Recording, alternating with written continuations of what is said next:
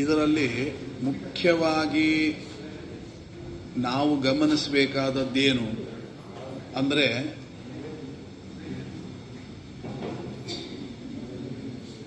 ಯಾವತ್ತೂ ಆಚರಣೆಯಲ್ಲಿ ನಮಗೆ ಕೊರತೆ ಬರಬಾರ್ದು. ಆಚರಣೆಯಲ್ಲಿ ಯಾವತ್ತಿಗೂ ನಮಗೆ ಕೊರತೆ ಬರಬಾರ್ದು. ಇವತ್ತು ನಾವು ಮಾಡ್ತೀವಿ, ಆದರೆ ಚಿಕ್ಕದರಲ್ಲಿ ಕಳ್ಕೊಳ್ತೀವಿ. ಹೇಗೆ? ಸಣ್ಣ ವಿಷಯ ಹೇಳಬೇಕಾದ್ರೆ ಆಚಮನ. ಈಗ ಆಚಮನ ಮಾಡಬೇಕಾದ್ರೆ ನಾವೇನು ಮಾಡ್ತೀವಿ? ಕೈಯಲ್ಲಿ ನೀರು ಹಾಕ್ಕೊಂಡು ಕುಡಿತೀವಿ.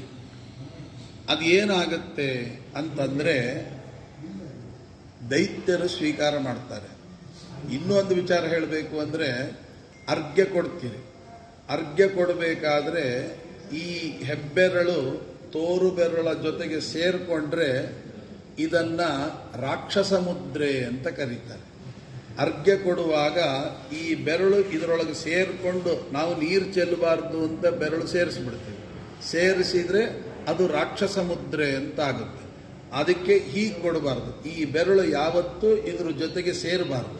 ಸೇರದೆ ದೂರ ಇದ್ದರೆ ಇದು ದೇವ ಮುದ್ರೆ ಅಂತ. ಹಾಗಾದರೆ ಅರ್ಘ್ಯ ಕೊಡಬೇಕಾದ್ರೆ ಹೆಬ್ಬೆರಳನ್ನು ದೂರ ಇಟ್ಟುಕೊಂಡೇ ಕೊಡಬೇಕು.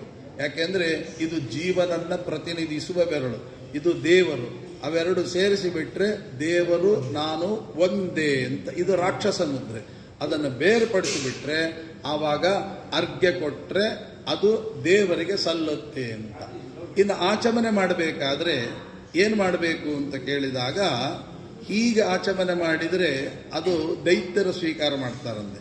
ಮತ್ತೆ ಹೇಗೆ ಅಂದರೆ ಗೋಕರ್ಣಾಕೃತಿಯಲ್ಲಿ ಸ್ವೀಕಾರ ಮಾಡಬೇಕು. ಗೋಕರ್ಣ ಅಂದರೆ ಈ ತೋರು ಬೆರಳಿದೆ, ತೋರು ಬೆರಳಿಗೆ ಈ ಹೆಬ್ಬೆರಳನ್ನು ತೋರು ಬೆರಳು ಮತ್ತು ಮಧ್ಯದ ಬೆರಳಿಗೆ ಮಧ್ಯದಲ್ಲಿ ಸೇರಿಸಬೇಕು. ಸೇರಿಸಿಬಿಟ್ಟು ಇದರಿಂದ ಲಾಕ್ ಮಾಡಬೇಕು.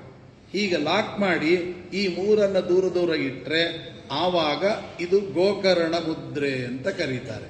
ಇಂತಹ ಗೋಕರ್ಣ ಮುದ್ರೆಯಲ್ಲಿ ಆಚಮನ ಮಾಡಬೇಕು. ಅದು ಉದ್ದು ಕಾಳು ಮುಳುಗುವಷ್ಟೇ ನೀರು ಅಂತ ಹೇಳಿದ್ದಾರೆ. ಈ ಗೋಕರ್ಣಾಕೃತಿಯಲ್ಲಿ ನೀರು ನಿಲ್ಲೋದು ಅಷ್ಟೇ. ಆದ್ದರಿಂದ ಈ ಕೆಲವರು ಕೇಳ್ತಾರೆ, ಆಚಮನ ಮಾಡುವಾಗ ಎಂಜಲಾಗುತ್ತಲ್ಲ ಅಂತ.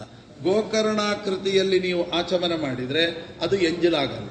ಮತ್ತು ಇನ್ನೊಂದೇನು ಅಂತ ಕೇಳಿದರೆ, ಇದು ದೇವತೆಗಳಿಗೆ ಸಂಬಂಧಪಟ್ಟದ್ದು, ಇದು ಪಿತೃಗಳಿಗೆ ಸಂಬಂಧಪಟ್ಟದ್ದು, ಇದು ಋಷಿಗಳಿಗೆ ಸಂಬಂಧಪಟ್ಟದ್ದು, ಮನುಷ್ಯರಿಗೆ ಈ ಸಂಬಂಧಪಟ್ಟದ್ದು ಇದು. ಹಾಗಾಗಿ ಈ ದಾರಿಯಿಂದ ನಾವು ಸ್ವೀಕಾರ ಮಾಡಿದರೆ ಅದು ಎಂಜಲು ಅಂತ ಆಗೋದಿಲ್ಲ. ಅದಕ್ಕೆ ದೇವತೆಗಳಿಗೆ ಸಂಬಂಧಪಟ್ಟ ಜಾಗ ಇದು. ಹಾಗಾಗಿ ಊಟ ಮಾಡುವಾಗಲೂ ಹೇಗೆ ಅಂತ ಕೇಳಿದರೆ ಈ ಬೆರಳುಗಳಿಂದ ಮಾತ್ರ ಕಲಸಿ ಊಟ ಮಾಡಬೇಕಂತೆ. ಊಟ ಮುಗಿಯೋದ್ರೊಳಗೆ ಈ ಅಂಗೈ ಎಂಜಲಾಗಬಾರ್ದು. ಎಂಜಲು ಅಂತಂದರೆ ಒದ್ದೆನೇ ಆಗಬಾರ್ದಂತೆ. ಒದ್ದೆಯಾಗದ ಹಾಗೆ ಊಟ ಮಾಡಬೇಕಂತೆ. ಎಷ್ಟು ಕಷ್ಟ ಇದೆ ಊಟ ಮಾಡೋದು ಅಂದರೆ. ಅದಕ್ಕೆ ತಕ್ಕಂತೆ ಮೆತ್ತನೆ ಅನ್ನ ಬಂದರೆ ಪರವಾಗಿಲ್ಲ, ಮಂತ್ರಾಕ್ಷತೆ ಹಾಕಿ ಅನ್ನ ಬಂದುಬಿಟ್ರೆ ಏನು ಮಾಡಬೇಕು? ಒಂದಕ್ಕೊಂದು ಕಲಸಲಿಕ್ಕೆ ಆಗಲ್ಲ, ಒಂದಕ್ಕೊಂದು ಸೆಟ್ಟೇ ಆಗಲ್ಲ. ಆವಾಗ ಏನು ಮಾಡಬೇಕು? ಅದನ್ನು ಒಟ್ಟು ಅನುಸಂಧಾನಗಳು ಇಷ್ಟಿರಬೇಕು. ಹಾಗಾಗಿ ಆಚಮನ ಮಾಡುವಾಗ ಪೂರ್ತಿಯಾಗಿ ಬೆರಳನ್ನು, ತೀರ್ಥ ತಗೊಳ್ಳುವಾಗ, ಆಚಮನ ಮಾಡುವಾಗ, ಆಪೋಷಣ ತಗೊಳ್ಳುವಾಗ ಎಲ್ಲ ಕೈ ಹೀಗಿರಬೇಕು. ಇದನ್ನು ಗೋಕರ್ಣಾಕೃತಿ ಅಂತ ಕರೀತಾರೆ. ಈ ಗೋಕರ್ಣಾಕೃತಿಯಲ್ಲಿ ಸ್ವೀಕಾರ ಮಾಡಿದರೆ ಆ ಸ್ವೀಕಾರ ಮಾಡಿದ್ದು ಎಂಜಿಲಾಗಲ್ಲ. ಮೊದಲನೇದು ಎಂಜಿಲಾಗಲ್ಲ. ಆಮೇಲೆ ಯಜ್ಞದ ಆಹುತಿ ಆಗುತ್ತೆ. ಯಜ್ಞದ ಆಹುತಿಯನ್ನು ಕೊಡಬೇಕಾದ್ರೆ ಇದು ಗೋಕರ್ಣಾಕೃತಿಯಲ್ಲಿ ಇರಬೇಕು ಅಂತ. ಆಗ ಅದನ್ನು ಆಚಮನ ಅಂತ ಕರೀತಾರೆ ಅಂತ. ಈಗ ಒಂದು ಆಚಮನ ಮಾಡೋದ್ರಲ್ಲೂ ಇಷ್ಟ ಅರ್ಥ ಇದೆ. ಹಾಗಾಗಿ ಅರ್ಘ್ಯ ಕೊಡಬೇಕಾದ್ರೂ ಇಷ್ಟ ಅರ್ಥ ಇದೆ. ಗಾಯತ್ರಿ ಮಂತ್ರ ಮಾಡುವಾಗಲೂ ಅಷ್ಟೇ, ಬರೀ ಗಾಯತ್ರಿ ಮಂತ್ರ ಮಾಡಿ ಬಿಡಬಾರ್ದು. ಗಾಯತ್ರಿ ಮಂತ್ರದ ಜೊತೆಗೆ ಅದರ 3 ಪಟ್ಟು ನಾರಾಯಣ ಮಂತ್ರ ಜಪ ಮಾಡಬೇಕು. ತದರ್ಧಂ, ಗಾಯತ್ರಿಯ ಅರ್ಧದಷ್ಟು ಶಿವ ಪಂಚಾಕ್ಷರಿ ದೇಯೋ ಪಂಚಮುಖೋ ರುದ್ರಃ ಅಂತ ಈ ಯಾವುದು ಶಿವ ಪಂಚಾಕ್ಷರಿ ಜಪವನ್ನು ಕೂಡ ನಮ್ಮ ಸಂಧ್ಯಾ ವಂದನದಲ್ಲಿ ಹೇಳಿ, ನಮ್ಮಲ್ಲಿ ಅದು ಬಿಟ್ಟು ಹೋಗ್ಬಿಟ್ಟಿದೆ. ಗಾಯತ್ರಿ ಜಪಕ್ಕೆ ಸೀಮಿತ ಆಗಿದೆ.